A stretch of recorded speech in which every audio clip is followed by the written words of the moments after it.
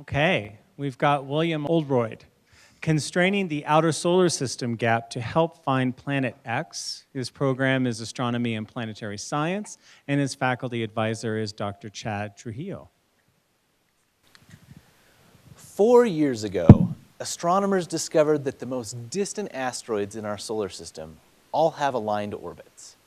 You can see this in the figure on the left, where the rings represent the paths or orbits that these asteroids take as they travel around the sun. The line cutting through it is the primary direction that these orbits are stretched in. Statistically, they should be stretched in random directions, unless something big is moving them here. This something is a planet, between 5 and 10 times the size of Earth. The picture in the middle is an artist's concept of this planet that we call Planet X. But if there's another giant planet floating around in our solar system, why can't we see it? The answer lies in the vastness of space.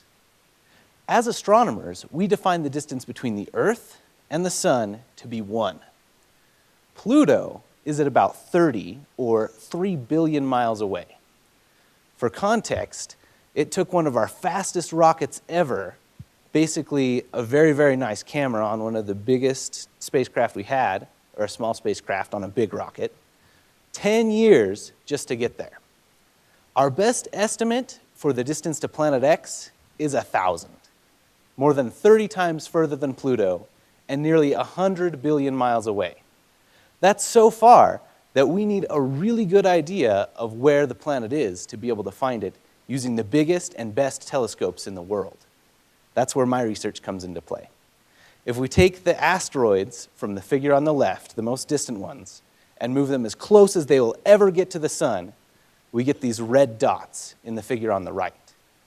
The blue dot is Pluto, and at this huge scale, the Earth is overlapping with the white star in the middle, which represents the sun. Here we can see a huge gap, over 1 billion miles wide, where there are no asteroids, shown by the 2 green circles. Using NAU's supercomputer, Monsoon, we can model how these asteroids will behave when Planet X is at a specific location.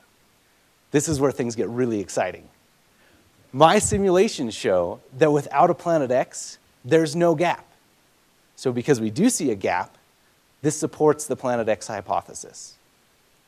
Right now, I'm running more simulations on some of the best estimates for the location of Planet X.